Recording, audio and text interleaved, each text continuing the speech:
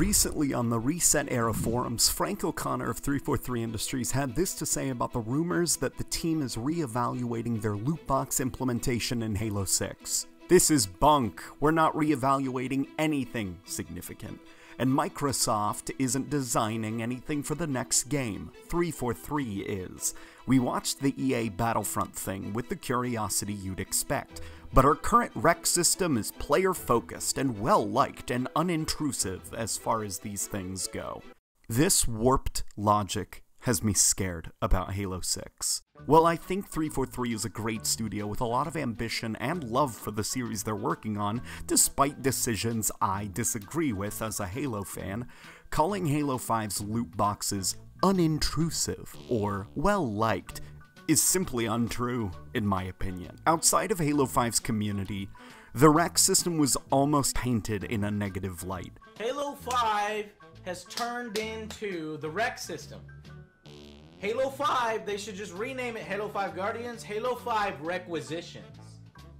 Most reviews cited it as an ultimate negative that hurt the Halo 5 experience because of how intrusive it was.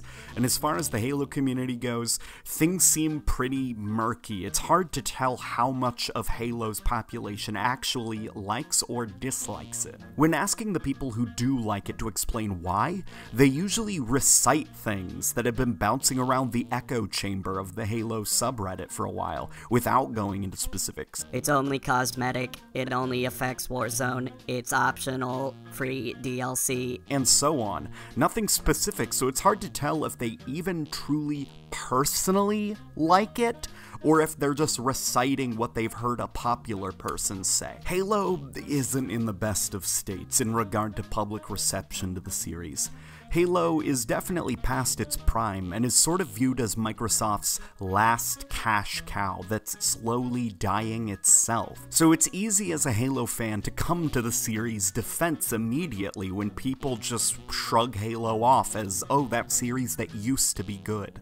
Hell, I was someone who defended the rec system a lot against people outside the Halo community. But here in 2018, after 2 or 3 straight years of games becoming increasingly more compromised by loot boxes, I can't defend the rec system, and in hindsight, it may be one of the most intrusive examples of a loot box system I've seen in gaming, and I want to explain why.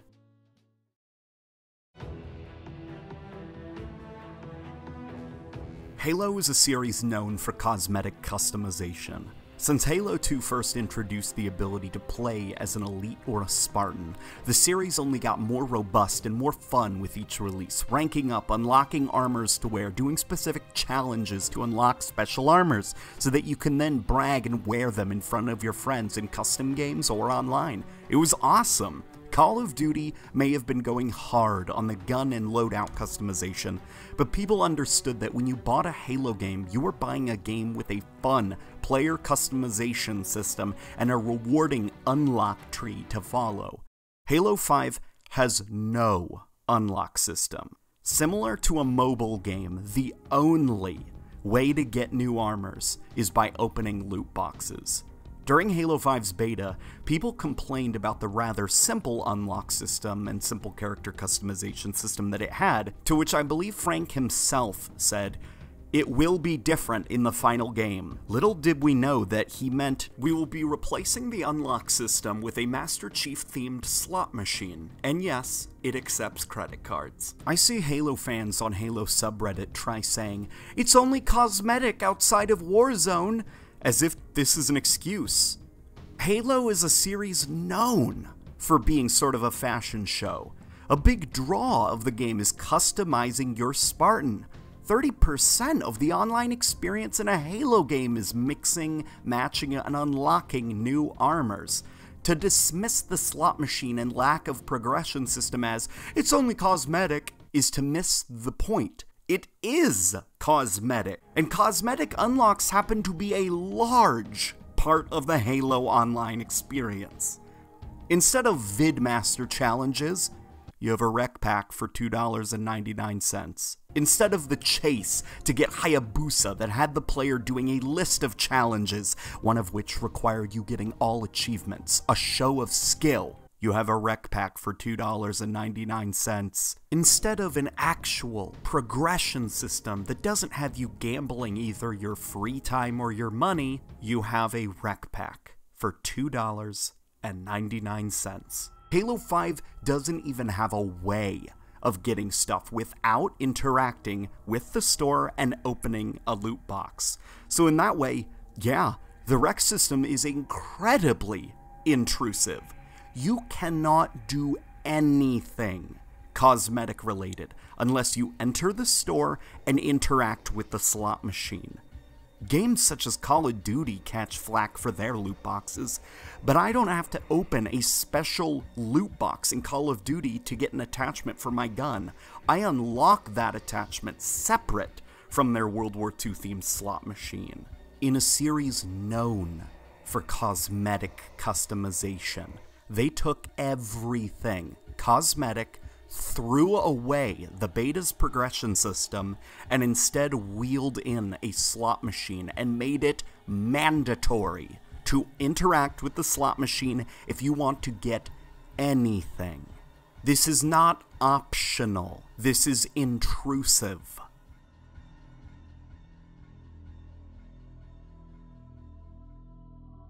Another defense I see is, just don't play Warzone. As if that somehow fixes the issue entirely. In Halo 5, opening loot boxes gives you guns, boosts, and vehicles to use in its high-budget, high-player Warzone mode. The maps are big, the amount of weapons are vast, and the money is constantly on the screen. This mode takes a lot to make. To say, ignore Warzone is to say, ignore about a quarter of the game. On paper, Warzone sounds like fun. In practice, it's not so fun. Due to the way Halo 5 has no progression system, only a slot machine, the only way to stand a chance in Warzone is by opening loot boxes. Some players will say, if you're skilled, it won't really matter what gun you get. It's not that bad. As if this means there is no such thing as a really good player on the enemy team.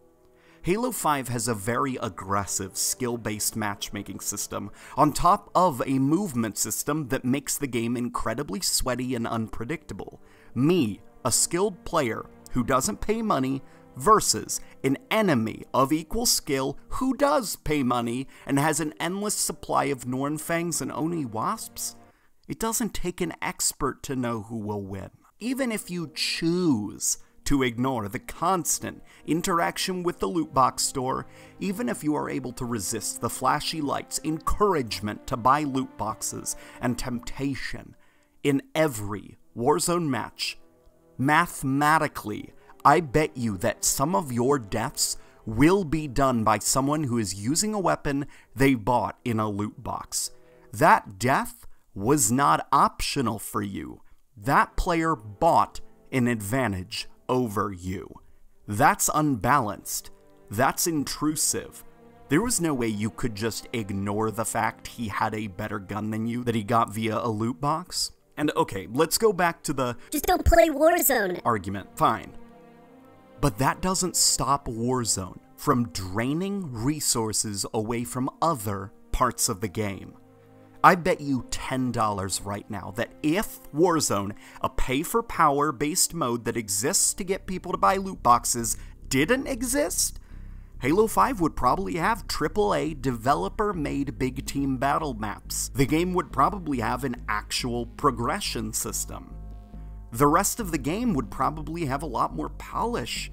Ignoring Warzone doesn't make Warzone not affect the rest of the game, which, by the way, is not optional for you. That's called intrusive. When Frankie said, our current rec system is player-focused, he's right. It is focused on the player. It's so focused on the player that it has intruded on the game. It's so focused on you specifically that it replaced what could be a fun, challenging, and rewarding progression system and has mandated that an entire free-to-play, pay-for-power style game mode is made that siphons money that could be used on real game modes that favor player skill. The rec system in Halo 5 is so predatory that it has infected the entire game in its desperate attempts to get at the players' wallets with promises of beautiful armor and beautiful weapons to use in its pay-for-power game mode. Frank O'Connor seems like an awesome guy. His dry wit, memes on Microsoft Paint, and Twitter is really funny. His willingness to laugh at himself and his shiny, bald head is great. And I get that he can't exactly say, "Our rec system was designed to be as intrusive as possible. We need to make a certain amount of money from Halo 5, and the best way to do that is to use the same tactics slot machines use to ensure that players cannot just spend their money once and be satisfied. They need to spend over and over and over again." But saying that the rec system is unintrusive is just incorrect, in my opinion.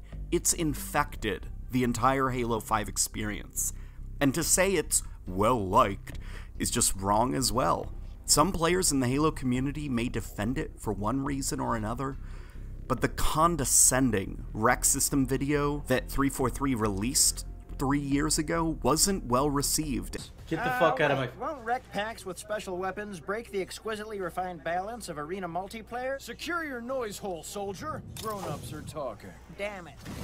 Shut the fuck up! The grown-ups are talking! If you don't like the system, you're not a grown-up! Gamers are getting tired of booting up new releases and being greeted with ads for a slot machine. Gamers are tired of having the experience of what could be a great game compromised so that it can sell loot boxes. Gamers are tired of playing games that feel predatory, artificially grindy, as if it's a punishment for not buying the loot boxes, and is hoping to wear out your patience by not giving you what you want and forcing you to grind for hours, in the hopes that eventually your patience wears out and you finally just open your wallet. Please, be careful with Halo 6. I personally cannot stand loot boxes in general, and though I love this series, if Halo 6 is revealed to have a system as intrusive as Halo 5, I'll probably avoid the game. I already dislike the focus on enhanced mobility and mimicking other shooters, so it won't be hard to just pass up on the game if it also comes bundled with a Master Chief themed slot machine instead of a fun, rewarding unlock system. Please be careful with Halo 6.